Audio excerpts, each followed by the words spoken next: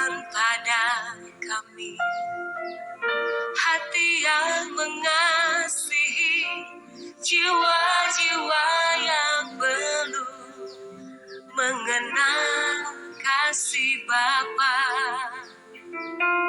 Mereka yang dalam gelap, mereka yang tersesat, hati kami iba seperti hati-Mu Yesus. Tuhan, ini tugas kami, beri kebenaran bagi kami. Barulah Roh yang rela melayani dan menyenangkan hati Tuhan, itu yang ku ingini.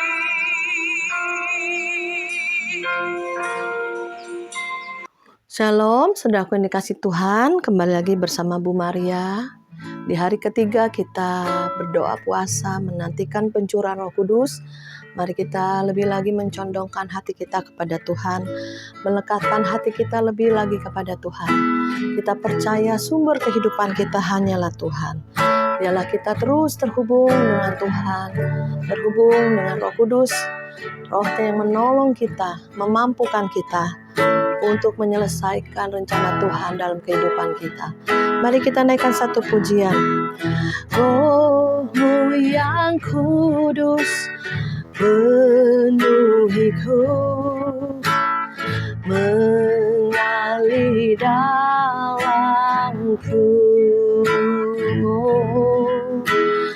Jiwaku tenang bersama-Mu, datang urapiku. Ku buka hati untuk jamahan-Mu, berserah penuh di hadirat-Mu.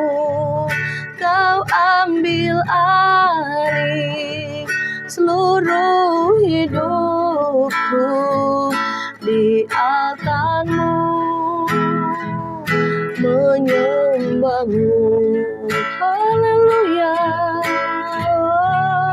Kami buka hati kami, Tuhan. Biar Roh-Mu yang kudus menjamah hati kami, maka semua akan Kau pulihkan. Kembali hati kami tertuju kepada-Mu. Kaulah sumber kehidupan. Ku buka hati untuk jamahan-Mu, berserah penuh di hadirat-Mu. Kau ambil alih seluruh hidupku, di altar-Mu menyembah-Mu. Haleluya Tuhan. Kami bersyukur lagi pada-Mu Bapa. Kami bersyukur buat apa yang telah Kau berikan, Kau kerjakan di hidup kami sampai hari ini Tuhan. Biar hati kami melimpah dengan syukur, dalam segala perkara turut bekerja, mendatangkan kebaikan, pemulihan, kesembuhan, mendatangkan pertobatan, mendatangkan sesuatu yang ajaib. Thank you Jesus, Jesus,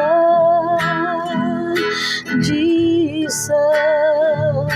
Thank you Jesus, Engkaulah segalanya di dalam hidupku. Besar setiamu selamanya.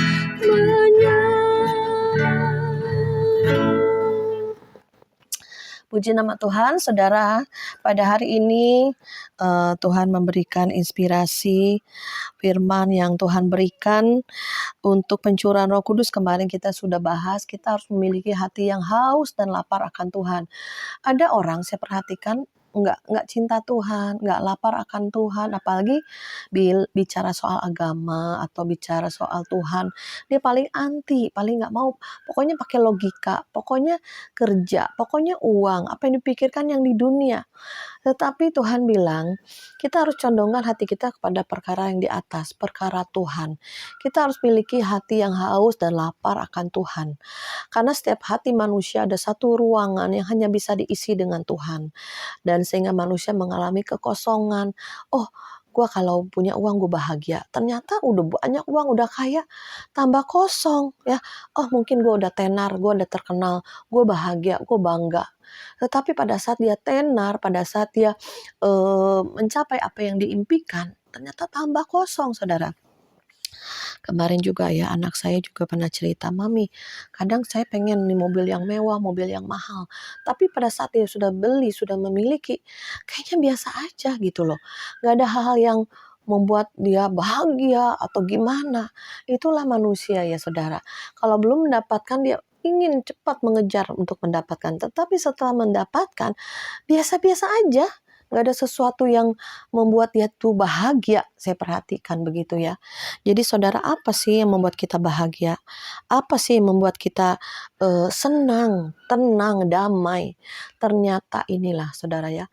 Ada satu kekosongan dalam kehidupan manusia yang hanya bisa diisi dengan Tuhan. Pada saat manusia ini menanggapi panggilan Tuhan, sebetulnya Tuhan itu baik. Dia rindu semua manusia ini diselamatkan.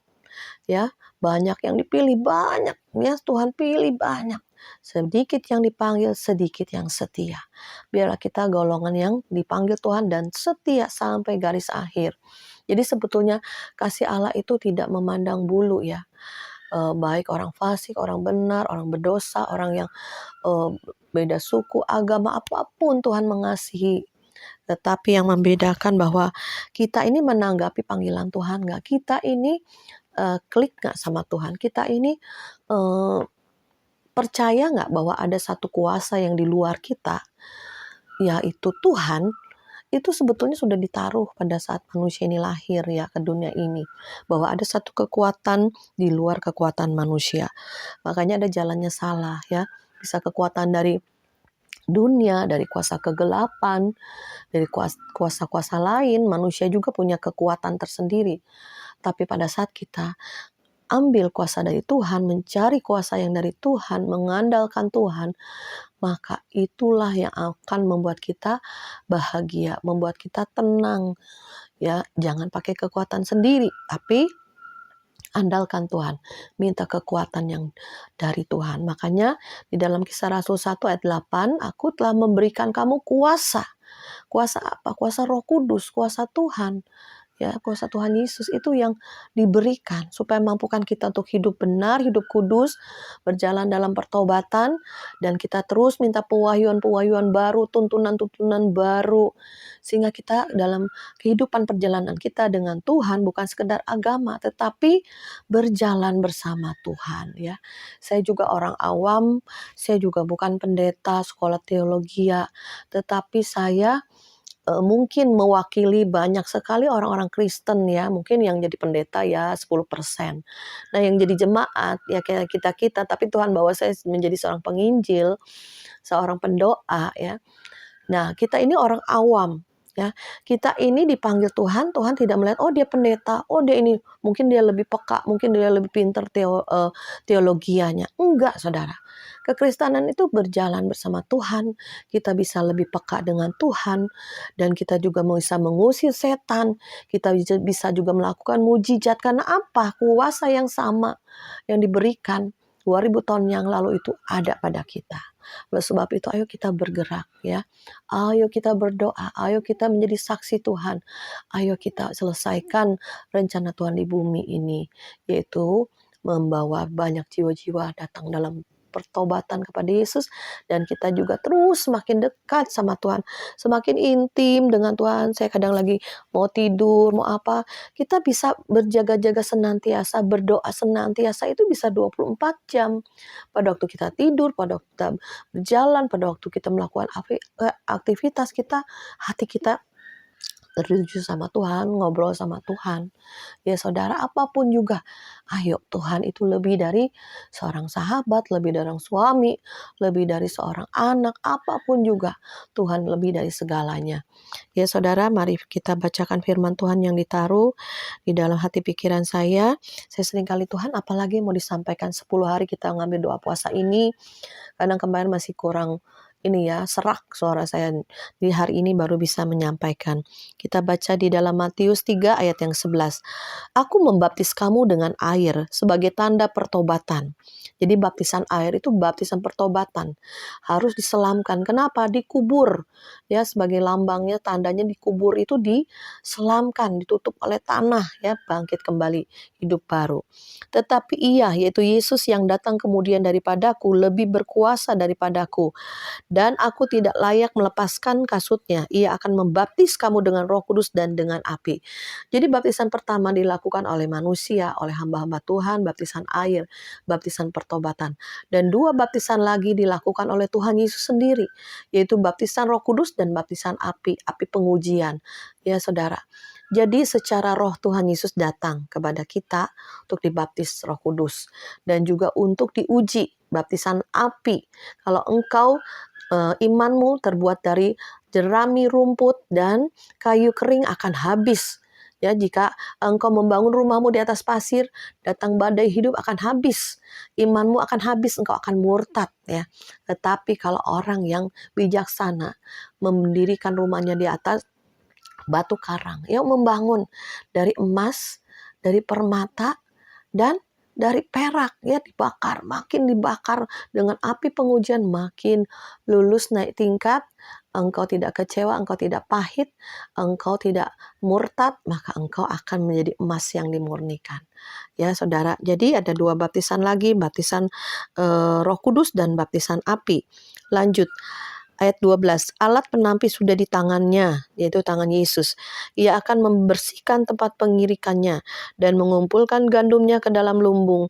Tetapi debu jerami itu akan dibakarnya dalam api yang tidak terpadamkan. Ya, alat penampi, Tuhan ini sedang menampi kita, menyaring kita. Apakah kita ini sekam, gak ada bobotnya, atau kita ini padi. Ya, kalau padi itu ada bobotnya, ada beratnya.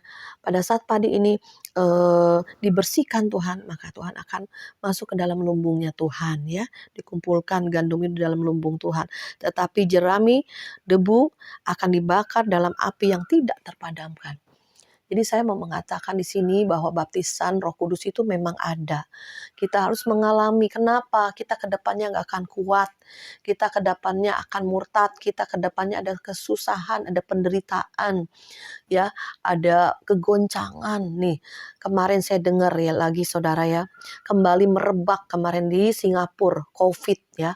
Dan sekarang di Asia Tenggara ini mulai merebak kembali. Makanya saya berpikir ya, saya ini kenapa ya batuk ini sampai sebulan full kemarin, bulan Mei. Ya, saya ingat lagi waktu COVID 2022, saya ngalami juga bulan Mei, saudara. Waktu itu saya ikut conference, tetap di satu gereja ngadain konferensi. Loh, waktu COVID-nya banyak, kita berdempet-dempet, itu di situ saya kena, saudara ya. Tapi ya nggak apa-apa, udah kita ada antibody ya kan. Nah, sekarang ini saya juga bingung, waduh kenapa ya bisa sampai sebulan ini ya. Kayaknya nggak hilang nih, kayak batuk, reak gitu ya, panas, demam gitu ya. Waduh, Tuhan, kita perjamuan kudus udah, kita doa udah, kita ke dokter udah, kita bahkan ini saat ini juga saya ambil doa puasa udah. Waduh Tuhan, saya bilang Tuhan aku sembuh dalam nama Yesus, semua reak, batuk, gatal apapun keluar dari tubuhku dalam nama Yesus. Terus kita berdoa, terus kita makan vitamin ya, atau suplemen, atau juga banyak minum buah sayur ya harus ya saudara ya. Jadi ini kayaknya ke depannya lagi nih akan terjadi penyakit-penyakit yang baru bermutasi ya. Lebih parah kalau kena, bisa lama atau juga bisa mengakibatkan banyak hal ya saudara ya. Ayo kita berjaga-jaga. Yang penting hati kita dekat Tuhan. Kalau besok kita meninggal, besok kita mati, besok kita dipanggil pulang, hati kita sudah siap, sudah bersih. Seringkali saya juga ngobrol sama teman-teman, ayo bersihkan hati, hidup dalam pertobatan. Jangan masih simpan kesalahan orang, perkataan orang, kepahitan, jangan. Kemarin baru dengar berita juga saudara ya, suami saya nih seumuran ya, teman baiknya, teman dekatnya meninggal. Emang sakit apa saya tanya ke tempat kotanya. Saudaranya ngabarin, enggak ada sakit, dia masih kerja. Tiba-tiba pulang kerja, meninggal saudara tuh. Ya kita juga nggak tahu umur saudara. Dan di pas agape juga ada nih teman, baru umur belum apa namanya? Belum tua, 37-an lah saudara ya. Meninggal saudara ya. Kenapa? Asam lambung naik tuh. Makanya jangan terlalu banyak pikiran, jangan beban. Sehingga asam lambung itu biasanya ada beban masalah tuh dipikir, nggak mau serahin ke Tuhan, masih dipikir terus. Akhirnya GERD-nya naik ya, apa namanya, sesak napas. Dari lambung ini asamnya nih jadi sesak napas, meninggal ya. Aduh saya kadang terbengong-bengong ya, aduh teman baik nih, teman deket ya, kadang kita doa sama-sama juga, kok udah cepet ya, masih muda dipanggil Tuhan gitu ya. Terus apa yang dia miliki, apa yang dia simpen ya, nggak akan dibawa ya, satu pun nggak dibawa. Kadang saya juga mikir ya, apapun yang kita kumpulkan bertahun-tahun nggak akan satu pun kalau meninggalku tuh dibawa.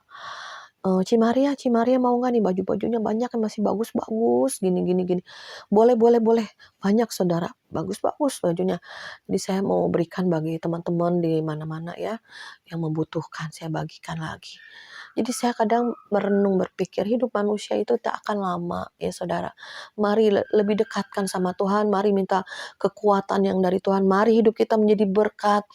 Jangan jadi Kristen bertahun-tahun biasa-biasa aja, ayo kejar Tuhan, ayo kejar kekudusan, ayo kejar yang ilahi, yang rohani ya. Tuhan berikan kuasa, kenapa kita nggak mau ambil ya? Kenapa kita nggak mau dekat, kenapa kita nggak mau terima ya? Oh itu sesat, bahasa roh sesat, apa itu? Gini-gini, jangan dengar omongan orang, tapi ayo cari Tuhan, baca firman, sesuai firman ada nggak? Memang ada. Makanya saudaranya di tempat ini dikatakan bahwa baptisan Roh Kudus ada. Aku akan membaptis kamu dengan Roh Kudus dan dengan api ya kata Tuhan. Ini ada satu kesaksian ya, beberapa waktu yang lalu ya, waktu kita pelayanan ke daerah Sukabumi. Kalau nggak salah ya tahun lalu ya, lupa saya. Nah kemudian kita nih berlima, pulang macet daerah Ciawi Parung Kuda ya, dari Cibadak gitu. Kita pelayanan ke daerah Sukabumi. Pulang macet banget, total mati total, nggak bergerak. Ya aduh gimana nih, kita mau pulang sampai jam berapa? Akhirnya kita ambil jalan alternatif, jalan maksudnya jalan lain ya kan, kita pakai Google Map. Jalan lain supaya nyampe ke Ciawi, baru masuk tol Jagorawi lalu ke Jakarta. Ternyata saudara, Google Map-nya itu loh, makin lama loh, kok kita dibawa ke gunung saudara ya. Aduh Tuhan Yesus ini gimana, udah berjam-jam kita nanjak terus. Ternyata saudara itu sampai gunung, dari jalanan aspal sampai batu-batu, sampai jalanan rusak, sampai becek. Waduh ini kayak kita tersesat di hutan. Gimana nih gitu saudara ya. Bingung, kita juga was-was, jangan takut orang jahat, takut ada binatang buas, karena itu benar-benar hutan, gelap, gak ada lampu saudara. Gak ada penduduk lagi. Terus kita bilang, teman-teman bilang, ayo kita bahasa roh, ayo kita bahasa roh.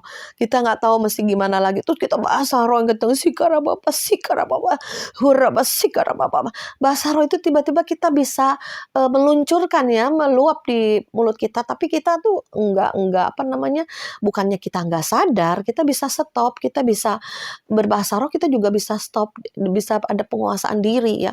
Kita bahasa roh, Tuhan tolong berikan petunjuk ya, jalan supaya kami nggak tersesat nih di hutan. Kita bahasa roh. Ternyata saudara, ketemu deh.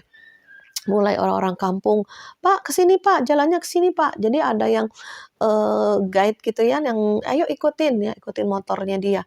Terus sampai ke jalanan yang lumayan ya, tidak batu-batu, tidak tanah lagi, yang becek ya, karena itu benar-benar hutan, kiri kanan benar-benar hutan, gelap saudara. Bayangin nggak, kita mulai khawatir ya, walaupun kita punya Tuhan, kita masih manusia kan, ada kekhawatiran, ketakutan ya saudara. Mungkin ada perampok, mungkin ada binatang buas, mungkin kita nyungsep bisa ke jurang, kita nggak tahu ya saudara, jalan buntu. Tapi disitulah ya, kita pada saat berbahasa roh, kita minta pertolongan Tuhan yang supranatural ya. Makanya bahasa roh itu Roh Kudus yang mengerjakan, kita masuk alam roh, itu yang mengerjakan alam supranaturalnya Tuhan ya. Di situ kita tidak tersesat, akhirnya kita bisa kembali ke jalan raya, kembali ke Jakarta ya, puji Tuhan. Itulah saudara, kalau kita dipenuhi Roh Kudus, ada pertolongan ya, urgency ya, sesuatu yang kita nggak tahu mesti ngapain lagi nih. Udah bahasa roh aja, bahasa roh ya, roh kita yang berdoa dengan keluhan-keluhan yang tidak terucapkan. Kadang bahasa manusia terbatas, tapi bahasa roh ini tidak terbatas. Maka sebab itu rindukan, ingini, minta dengan kerendahan hati, dengan hancur hati, saudara akan terima. Kenapa? Dengan iman. Tuhan bilang harus percaya, bahasa roh ada. Percaya itu kekuatan Tuhan. Percaya Tuhan sudah berikan. Minta dengan iman. Kemarin saya bahas, ayo dengan haus dan lapar ya, rindukan ya. Dan kita sekarang belajar untuk minta dengan iman ya. Kemarin ada satu kesaksian lagi, saya pernah dengar ada satu teman ya, dia tengah malam itu dibangunkan. Dia bingung, kok aku dibangunkan tengah malam. Terus Roh Kudus bilang, doa. Doa apa? Doa. Akhirnya dia doa aja bahasa roh, bahasa roh. Tengah malam dibangunkan. Akhirnya besoknya saudara, dia dengar kabar anaknya di luar kota hampir kecelakaan, hampir tabrakan, hampir terjadi tragedi ya. Tapi dia dibangunkan lebih dahulu oleh Tuhan untuk berdoa. Hanya dia bingung berdoa apa? Doa dengan bahasa roh. Karena Roh Kudus tahu, Roh Tuhan tahu apa yang terjadi di depan kita. Kita nggak tahu apa yang terjadi di depan kita. Kita 1 menit, 5 menit di depan kita terjadi apa, kita nggak tahu. Tapi pada saat kita berdoa, pada saat kita minta pertolongan Roh Kudus, kita berdoa bersama Roh Kudus. Ya, sampai hati ini lega, sampai hati ini damai. Kita tidur lagi, makanya sudah ada keselamatan, ada perlindungan. Ada sesuatu yang Tuhan kerjakan di alam roh. Sehingga kuasa iblis tidak bisa memberi kecelakaan pada anaknya. Tetapi ada perlindungan yang ajaib oleh malaikat Tuhan. Ya, puji nama Tuhan. Hari ini kita belajar bahwa baptisan Roh Kudus, baptisan api dikerjakan oleh Tuhan Yesus. Dan itu ada, saudara ingini, saudara minta, saudara butuh, saudara perlu. Nah, itu saudara mendorong di roh saudara, maka saudara akan menerima dengan iman. Ya, mari kita berdoa. Bapa dalam kerajaan sorga, hamba mengucap syukur Tuhan atas kebaikan-Mu bagi kami yang sudah terima baptisan Roh Kudus. Terus kami mau pakai dalam doa kami, dalam pujian penyembahan kami. Kami berdoa buat orang lain juga yang belum ingini, rindukan, dengan iman kami terima Tuhan. Terima kasih Bapa, ada kekuatan roh yang Kau berikan sehingga apa yang tidak pernah kami lihat, tidak pernah kami bayangkan, tidak pernah kami pikirkan, Tuhan berikan, sediakan bagi orang yang mengasihi Tuhan, bagi orang yang mencintai Tuhan. Terima kasih Bapa, di dalam nama Yesus kami mengucap syukur dan berdoa. Haleluya, haleluya, haleluya, amin.